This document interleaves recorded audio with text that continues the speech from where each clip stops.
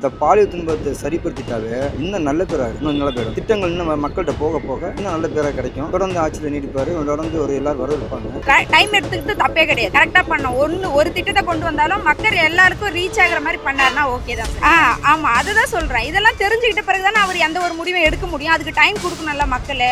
போதை தடுப்பு ரொம்ப நல்லா இருக்கு. இன்னைக்கு எத்தனை பெண்கள் தெரியுமா தமிழ்நாட்டில் போதையால பாதிக்கப்பட்ட பெண்கள், குழந்தைங்க எல்லாமே இருக்காங்க. அது தடுத்தது ரொம்ப ரொம்ப பெரிய மகிழ்ச்சி. அதுதான் நான் சொல்லுவேன். விஜய் ரசிகர் அப்படின்னா நானும் சொல்லிட்டு விஜய் ரசிகர் அவர் நிறைய பண்ணிட்டு இருக்காரு. ஃபர்ஸ்ட் இருந்தவங்க என்ன பண்ணாங்க, அவர் நிறைய பண்றாரு, நல்ல பெருமையாக பேசுறாங்க எல்லாருமே. அவருக்கு எல்லாருக்கும் பிடிச்சிருக்கு. அவர் இன்னும் நிறைய பண்ணணும் எதிர்பார்க்கிறோம். பெண்கள் எல்லாருமே எதிர்பார்க்கிறோம். இன்னைக்கு ஆட்சி கவுந்திருக்கும் சூழ்நிலை கணக்கில் பேசிட்டு இருக்கோம். ஆனால் இப்போ இடைத்தேர்தல் 6 இடத்துல வரப்போகுதுன்னு நினைக்கிறாங்க. இந்த 6 இடத்துல ஜெயிச்சிட்டாருன்னா அப்புறம் எப்படி உங்களுக்கு ஆட்சி களத்துக்கு வர முடியும்? மெஜாரிட்டி தனி மெஜாரிட்டி காட்டிட்டு வரல.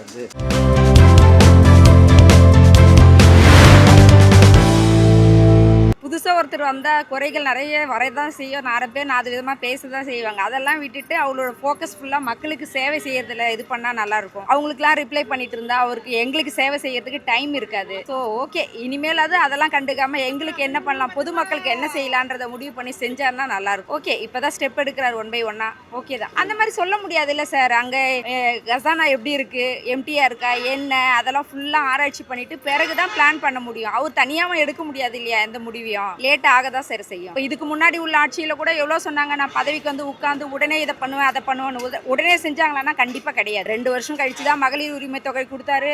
அது கூட கொஞ்சம் பேர் தான் கொடுத்தாரு. அதுக்கப்புறம் ஆட்சி முடியும் போது கூட கொடுத்துக்கிட்டு இருந்தாரு. அப்படி இருக்கும்போது அவங்க குறை சொன்னா அதெல்லாம் விஜய் சார் சீமானதுல மகிழ்ச்சி தான் எல்லாருக்குமே. ஏன்னா ஒரு அடிப்படை தொண்டர்களுக்கு எல்லாருக்குமே மகிழ்ச்சியா இருக்காங்க. அப்புறம் என்னன்னா இப்ப அடிப்படை விஷயங்கள்லாம் ஒன்னொன்னா நடத்திட்டு இருக்காங்க. இன்னும் ஏன்னா ஒரு சிங்கப்பூர் மாடல்ல தமிழகம் மாறும் என்று நம்புறோம்.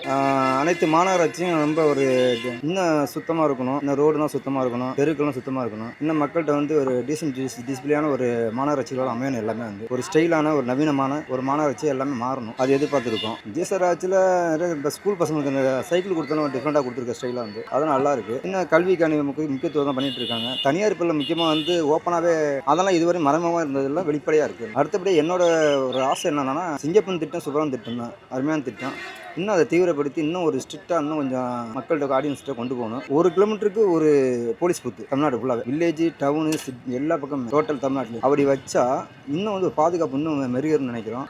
அவர் வந்த பிறகு பார்த்தீங்கன்னாக்கா பெண்கள் பாதுகாப்பு ரொம்ப நல்லா இருக்கு. எங்களால் ஃப்ரீயாக போயிட்டு வர முடியுது. எது வரனாலும் எங்களுக்கு திடீர்னு ஒரு ஆபத்துனா கூட எங்களுக்கு தைரியம் இருக்கு.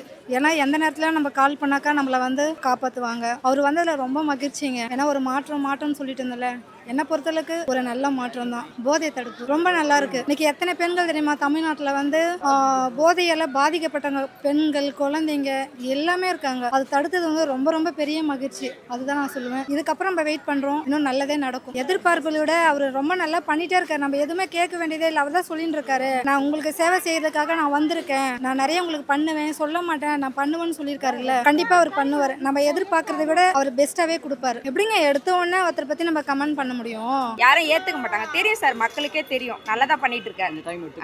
டைம் எடுத்துக்கிட்டு தப்பே கிடையாது, கரெக்டா பண்ணோம். ஒரு திட்டத்தை கொண்டு வந்தாலும் மக்கள் எல்லாருக்கும் ரீச் ஆகுற மாதிரி பண்ணாருன்னா ஓகே தான் சார்.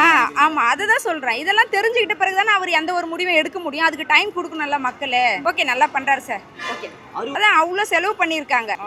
ஒரு பேச்சுக்கு சொல்றேன், கலைஞருக்கு அங்க பாத்தீங்கன்னா மண்டபம்லாம் எவ்வளோ இதுவா கட்டியிருக்காங்க. பீச்ல எவ்வளோ செலவுகள், வீண் செலவு நிறைய பண்ணியிருக்காங்க. கொஞ்சம் இருக்கலாம், கொஞ்சம் தான் பொது மக்களுக்கு செஞ்ச செலவு, பர்சனல் செலவு நிறைய எடுத்திருக்காங்க. அதுதான் தப்புங்கிற குற்றச்சாட்டு சொல்ல முடியாது. எல்லாத்தையும் பார்த்துட்டு பிறகு 4 பெரிய சீனியர்லாம் இருக்காங்க இல்லையா, அமைச்சருங்க, அவங்க கிட்ட எல்லாம் கலந்து பேசி ஆலோசனை பண்ணி முடிவெடுக்க கொஞ்சம் டைம் கொடுத்துதான் ஆகணும். அதுதான் நியாயம். அவர் டெய்லி சொல்ற இந்த ஸ்கீம் நல்லா இருக்கு. டெய்லி ஒரு விஷயங்கள் சொல்றது நடத்துறது நல்லா இருக்கு. கிளியர் பண்ணுவாருன்னு நினைக்கிறோம். அவங்க ஸ்கீம் கொடுக்குறாங்க, கேர்ள்ஸ்க்கு நிறைய ஸ்கீம் கொடுக்குறாங்க, நிறைய ஃப்ரீ தராங்க. ஸோ புதுமை பெண் திட்டம் அந்த மாதிரி நிறைய பண்றாங்க. அதனால இருக்கலாம். விஜய் ஆட்சியில் அவங்க ஒரு முக்கியத்துவம் கொடுக்கறது ரொம்ப நல்லா இருக்கு. கேர்ள்ஸ்க்கு ரொம்ப இம்பார்ட்டன் கொடுக்கறது, சேஃப்டி கொடுக்கறது ரொம்ப நல்லா இருக்கு. தினமும் ஒரு விஷயங்கள் எடுத்துட்டு வர்றது, நடத்துறது ரொம்ப நல்லா இருக்கு. அவங்க சிங்கப்பெண் திட்டம் அந்த மாதிரி கொண்டு வரது, கேர்ள்ஸ்க்கு இனிஷியேட்டிவ் கொடுக்குறாங்க.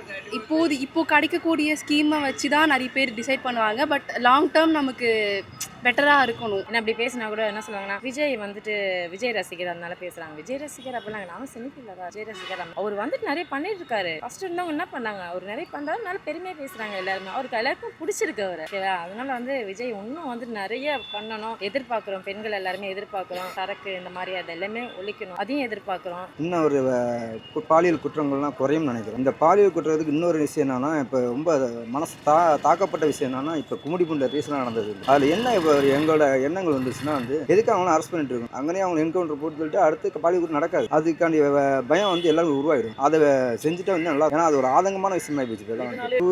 அரண்னா இருக்கிறாரு, ஆனால் இன்னும் தீவிரப்படுத்தணும். ஏன்னா அந்த பாலியல் குற்றச்சாட்டு இப்போ இருக்கிற ஒரே மைனஸ் என்னன்னா இந்த பாலியல் துன்புறுத்தல் தான். குழந்தைகள் வரைக்கும் கிளவி வரைக்கும் இந்த பாலியல் துன்பத்தை சரிப்படுத்திட்டாவே இன்னும் நல்ல பேராக இன்னும் நல்ல பேரும் திட்டங்கள் இன்னும் மக்கள்கிட்ட போக போக இன்னும் நல்ல பேராக கிடைக்கும். தொடர்ந்து ஆட்சியில் நீடிப்பாரு, தொடர்ந்து ஒரு எல்லாரும் வரவிருப்பாங்க. ஏன்னா அவரை வச்சுட்டு போனார் அந்த கடம். அது ஃபர்ஸ்ட் இருந்தவங்க ஏதோ பண்ணியிருக்காங்க. கண்டிப்பாக அந்த கடத்தெல்லாம் வந்துட்டு எல்லாமே டோட்டலாக அவருக்கு தெரியும்ல, இங்கே இந்த மாதிரி பிரச்சனை இருக்குன்னு தெரிஞ்சதானே வந்திருக்காங்க. அப்போ அதெல்லாம் பண்ணுவாங்க வேணும் மட்டும் அந்த மாதிரி எப்படி சொல்லுவாங்க, எனக்கு அது சொல்ல தெரியல, அந்த மாதிரி பண்ணியிருக்காங்களா அப்படின்னு நான் நினைக்கிறேன். அவர் ஜெயிச்சதுக்கு அப்புறம் கூட பார்த்தீங்கன்னா நிறைய வந்துட்டு இந்த கட்சி ஓட்டு ஏதோ சொல்லிட்டு இருந்தாங்களே, அது கூட அவர் எப்படியாச்சும் வந்துட்டு அவரை அமுச்சு விட்டுடலாம், அவர் இது பண்ணிடலாம். அப்போ இவ்வளோ பண்ணி மேலே வந்திருக்காருன்னா கண்டிப்பாக அவர் எல்லாத்துக்குமே பயங்கரமா முன்னேற்றம் பயங்கரமா பண்ணுவார். அவர் இப்பதான் வந்திருக்காரு, அவர் கொஞ்சமா அவரை நம்ம ஃப்ரீயா விடணும். இல்ல அவர் பண்ணுவாருங்க, அவருக்கு டைம் கொடுக்கணும். எடுத்த உடனே வந்து எனக்கு எல்லாமே தெரியும், அவருக்கு தெரியலன்னா சொல்ல முடியாதுல்ல. 6 மாதம் டைம் கேட்டிருக்காங்களே, அவர் கண்டிப்பாக நம்ம கொடுத்தாதான் அந்த 6 மாதத்தில் என்ன நடக்குது நம்ம பார்க்கணும். அவரு கொஞ்சம் மைண்டு ஃப்ரீயாக இருந்தால் தாங்க நிறைய யோசிப்பார். போட்டு ப்ரெஷர் கொடுத்துட்டே இருந்தாக்கா அவர் என்ன பண்ணுவார். எனக்கு வந்து விஜயோட ஆட்சி எனக்கு ரொம்ப பிடிச்சிருக்கு. நான் அவரை பற்றி தான் பேசுகிறேன். எப்பவுமே ஒருத்தரோட வளர்ச்சி இன்னொருத்தருக்கு பிடிக்காது இல்லையா, அந்த மாதிரி கூட எடுத்துக்கலாம். இன்னும் இதுவரைக்கும் குறை சொல்கிற அளவுக்கு எதுவும் கிடையாது. இது வந்து இந்த பாலியல் துன்புறுத்தல் வந்து காலங்காலம் நடந்துட்டு இருக்கு. அதனால வந்து ஒவ்வொரு ஆட்சியும் நடந்துட்டு இருக்கு. இதை படிப்படியாக குறைச்சணும், படிப்படியாக தீவிரமான ஒரு நடவடிக்கை எடுக்கணும். சட்டத்தை அதாவது தண்டனையை வந்து ஸ்பாட்டில் கொடுக்குற அளவுக்கு தண்டனை அறிவிச்சாங்கன்னா நிச்சயமாக வந்து அந்த பாலியல் துன்புறுத்தல் வந்து குறையும். ஏன்னா ஜெயலலிதா அம்மா காலத்தில் வந்து ரவுடிசத்தை எப்படி என்கவுண்டர் போட்டு எல்லாரும் குறைச்சாங்களோ, அதுவும் பாலியல் குற்றவாளிகள்லாம் என்கவுண்டர் போட்டு காலி பண்ணணும். அப்படிங்கும் போது உங்களுக்கு வந்து அந்த பயம் வந்துடும். எல்லாரும் பாலியல் பக்கமே போக மாட்டாங்க. அந்த குழந்தைங்களை பார்த்து தெய்வம் அது கும்பிடுவோம். அட்டன்ஸ் சுமை வந்து அதிகமாக தான் இருக்குது. இதில் வந்து ஒவ்வொரு குடிமகன் மேலே இருக்குது. அதை குறைக்கணும். ஏன்னா நம்ம கடந்ததை பற்றி பேசும்போது என்ன ஆகுதுன்னா ஒருத்தமே பழி சுமத்துற மாதிரி தோணுது. பொருளாதாரம் சீர்கேடு இது இருக்கும் போது எல்லாம் கடன் சுமை வந்துடுச்சு. இனி அந்த கடன் சுமையெல்லாம் சுத்தமாக குறைச்சிட்டு இன்னும் ஒரு கடன் இல்லாத ஒரு தமிழகமாக இல்லை சரியான திட்டமிடல் இல்லாமல் இருக்கலாம். ஒரு கடன் வருதுன்னா சரியான நிர்வாகம் திட்டமிடல் தெளிவாக இருக்கணும். கடன் ஒரு பக்கம் ஏறினாலும் ஒரு பக்கம் வருவாய்க்கான ஈடுதல் பண்ணியிருக்கணும். வருவாய் குறையும் போது கடன் சுமை அதிகமாக இருக்கும். அதை வந்து நம்ம இது வந்து எதிர்த்து கட்சியின் குற்றச்சாட்டாக இருக்கலாம். அந்த தவிர மக்கள் மனசில் அது கிடையாது. அவரே சொல்லியிருக்கல, நான் விமர்சனம் பண்ணுறவங்க பண்ணுங்க, நான் வளர்ந்துட்டு தான் வருவேன்னு சொல்கிறாருல்ல. ஓகே தாங்க, என்னை பொறுத்தளவுக்கு ஆட்சி நல்லா இருக்கு, ஒரு நல்ல மாற்றம். இனிமே வேற கட்சி ஆட்சி மாறதுக்கு வாய்ப்பு இருக்குன்னு நினைக்கிறீங்களா? எதுவுமே என்னால் இப்போதைக்கு சொல்ல முடியாது. ஏன்னா இன்னும் 6 மாதம் கழிச்சு தான் மக்களோட மனசில் அவர் இன்னும் அதிகமாக இடம் பிடிச்சாருனாக்கா அப்போ பேசலாம். இப்போ எதுவும் என்னால் இப்போதைக்கு கொஞ்சம் இதுவாக தான் போகுது, ஆனால் நம்பிக்கை இருக்குது, அதான் நல்லது பண்ணுவார்.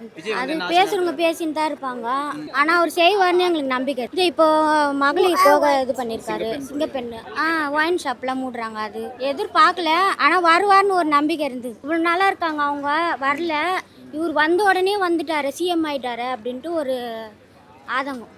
நாங்கள் உங்களை நம்பி ஓட்டு போட்டிருக்கோம், நீங்கள் வந்து நல்லது செய்வீங்கன்னு நம்பி தான் ஓட்டு போட்டிருக்கோம். அதே மற்றவங்க சொல்கிற மாதிரி நடந்துக்காம செய்வீங்கன்னு நாங்கள் நம்புகிறோம். மக்கள்கிட்ட வந்து மாற்றத்தை வேண்டி தான் இதை உருவாக்கியிருக்காங்க. மாற்றம் வந்து நமக்கு தேவை அப்படின்னு தான் ஒரு விஷயத்தை கொண்டு வந்துட்டாங்க. இதை எப்படி கலைக்கணும் மக்கள் முடிவு பண்ணுவது. இது அரசியல் கட்சி சார்ந்தவர்கள் இன்னைக்கு கூட்டணி கட்சியை வச்சிருக்காங்க. கூட்டணி ஆட்சி வச்சிருக்கும் போது கூட்டணி கட்சி சார்ந்தவங்க 4 பேர் விலகுனா 8 பேர் விலகுனா இன்னைக்கு ஆட்சி கவுந்திருக்கும் சூழ்நிலை கணக்கில் பேசிட்டு இருக்கலாம். ஆனால் இப்போ இடைத்தேர்தல் 6 இடத்துல வரப்போகுதுன்னு நினைக்கிறாங்க. இந்த 6 இடத்துல ஜெயிச்சிட்டாருன்னா அப்புறம் எப்படி உங்களுக்கு வந்து ஆட்சி கலைப்புக்கு வரப்போடியும் மெஜாரிட்டி தனி மெஜாரிட்டி காட்டிட்டு வரல வந்து அப்படிங்க. அது ஒரு பாயிண்ட் ஆஃப் இருக்கு வந்து. அதனால இது கூட்டணியை தொடரும் நம்பிக்கை இருக்கு. ஏன்னா எல்லாம் சமத்துவமாக கொடுத்துருக்காரு, எல்லா கட்சிகளுக்குமே அமைச்சரவை கொடுத்துருக்காரு. அப்படிங்கும் போது சமத்துவமும் சமூக நீதியும் உள்ள விஷயத்தை கொண்டு வந்து வச்சிருக்கும் போது அது உடையிறதுக்கு வேலை கிடையாது. ஏன்னா இன்னும் வளர்ச்சி அடைவதற்கான விஷயமா தான் இருக்கும் எல்லாமே. ஏன்னா ஒருத்தவங்க நம்ம ஒரே ஆளை வச்சுக்கிட்டு இருந்தால் மட்டும் உங்களுக்கு வந்து ஒரு காழ்ப்புணர்ச்சியோ எதிர்ப்போ கிடைக்கும் வந்து. இதெல்லாம் சமமாக கொடுத்து எல்லாரும் மனம் சந்தோஷப்படுத்திருக்கு. அதனால வந்து சமூக நீதியாக நிலையான ஆட்சியாக இருக்கும் நம்புகிறோம் வந்து.